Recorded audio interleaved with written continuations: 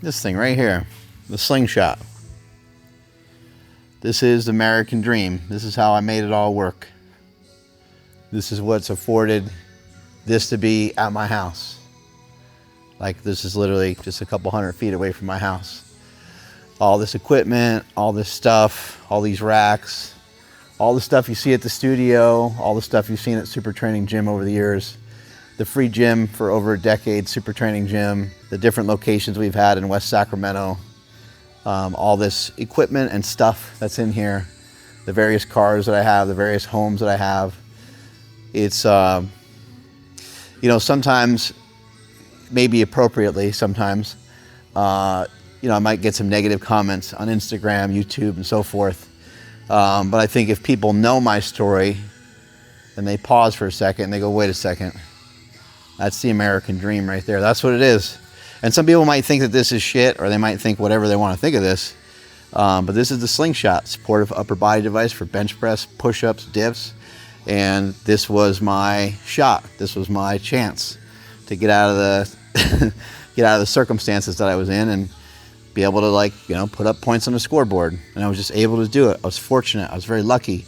A lot of weird and interesting things have happened over the years to make all this stuff happen.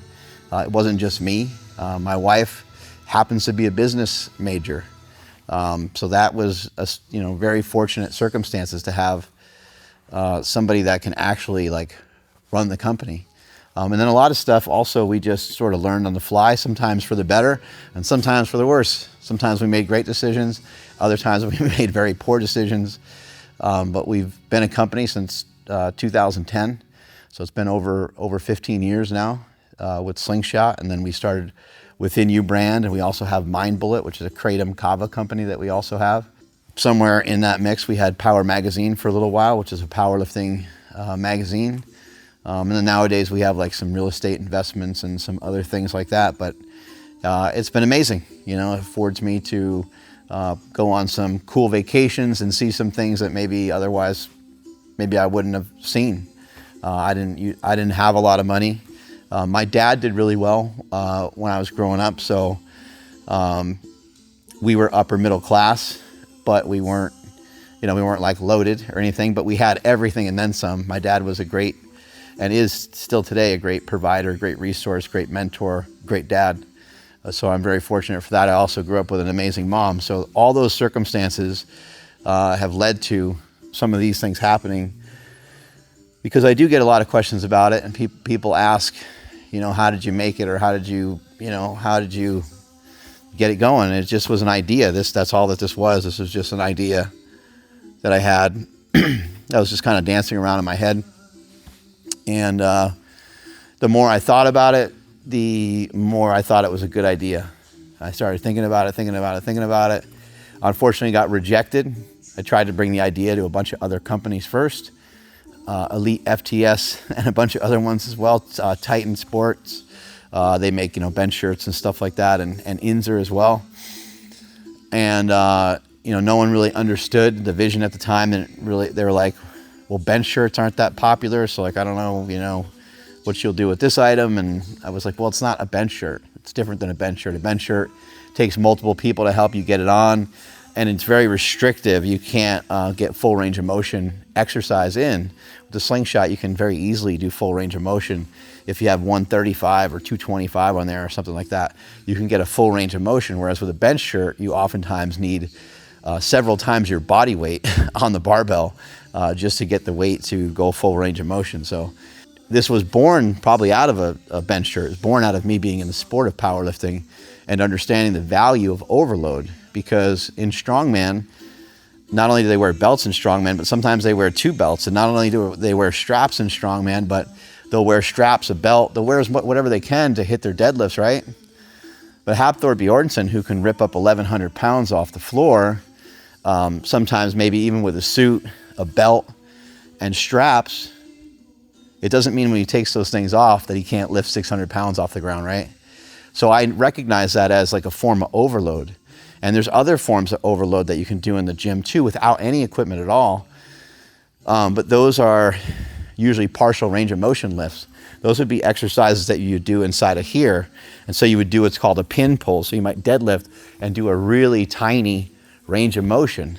And somebody that deadlifts 565 might be able to do 675 or 625 pounds or so for a rep or two this way.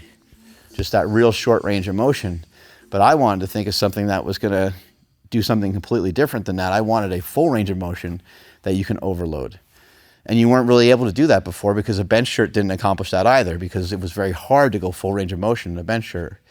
So this allows for full range of motion, allows you to handle heavy weight. It also, one of the ways you were able to do that, I apologize, there is a way that you can do that, and that's with reverse band work. So if you hook a band up to the top of the rack here and you got some bands and you have the weight hovering here, you can deadlift out of that. You can do reverse band squat, which I was a huge fan of. Reverse band squat, reverse band deadlift, reverse band bench, reverse band whatever exercise you can think of, and it works a lot like a slingshot.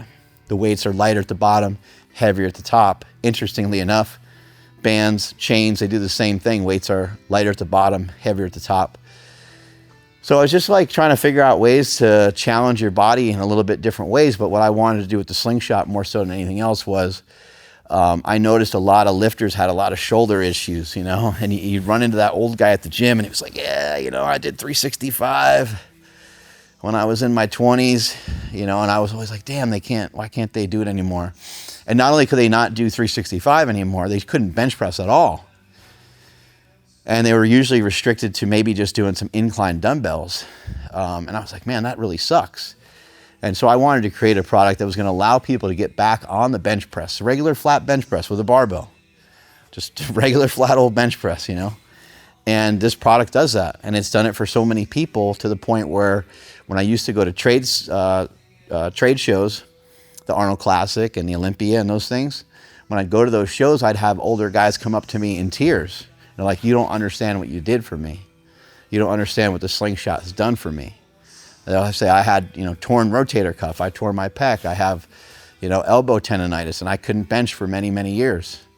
And they're saying, now I'm able to bench press again. So it has a lot of utility with a lot of stuff like that. And then it's not just for grizzled old powerlifting veterans, and it's not just for handling more weight, but it's also an apparatus that allows you a stimulus of handling more weight over time, being able to get in more reps and more sets, being able to get in more overall work without the same amount of damage. If you think about it, how critical is that for MMA? How critical is that for track? How critical is that for any sport that you can think of? Getting in the stimulus that you need without the damage. That's what we all need. That's why I'm running on this treadmill. You guys see me sprinting on that treadmill recently, right? And I'm doing it on a grade. I'm doing it on an incline, right? It's a little bit similar principle here. I'm running on a softer surface. I'm also meeting that surface earlier with my foot strike than if I was just running on a flat surface, right? My foot, every time, it's almost like I'm doing a step up almost. My foot is colliding with the ground earlier than it would if I was going flat. And so there's less impact. I'm getting a great stimulus. I'm learning turnover with my legs. As you can see, my body's not great with that turnover yet. I'll learn it though. And the treadmill will sort of work a little bit like a slingshot. But if we can think of more ways to do that in our training, ways to stimulate and not annihilate, as Lee Haney used to say, then we'll all be better off.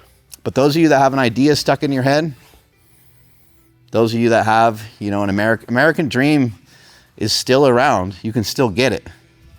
I know that the world has changed and people bitch and complain about all kinds of different stuff, but it's not that much different than when I started this company 15 years ago. I know we can we can rant and rave about politics and we can yell and scream about all these different things, but we still live in an amazing country that has amazing opportunities. And if you got an idea, get it going. Try to figure out a way to make it happen. I did it by being resourceful. I went to my wife, told her about this idea a bunch of times. She didn't know what I was talking about. Nobody else knew what I was talking about. And then finally, I was like, I just need this sewn together because I figured out half of it in my head. I went to my wife's friend who sews together who would sew their costumes, would sew together their swimsuits for swimming. My wife's a swimmer. And she would stitch them up and help when somebody had, you know, an issue with an old suit that they really liked and wanted to keep. Or I think she would sometimes even make some of them from scratch, and she made them out of Lycra. And so she had an industrial strength sewing machine. So I went to her name's Marilyn. I went to her in Woodland, California, and met her at a local Starbucks with a bunch of knee wraps and said, sew these together like this for me. And she was like, She's like, yeah, I think I can do that. She came back the next week and boom, we had a Slingshot. There was a Fitness 19 that was right next to that Starbucks. I went into there. Some of you may have heard the story already. Benched 135 with what is now known as the Slingshot on. And then I was like, 135 is not enough weight. So I did 225 and busted out a few reps. And when I stood up from that, I was just covered head to toe in goosebumps. I was like, this is it, man. I felt like I had the golden ticket, like Charlie and the Chocolate Factory. And I just needed to figure out a way to cash it in. So whatever idea you have that's been lingering around in your head, try to figure out a way to cash it in. Strength is never weakness, weakness is never strength. Catch you guys later. Whoosh.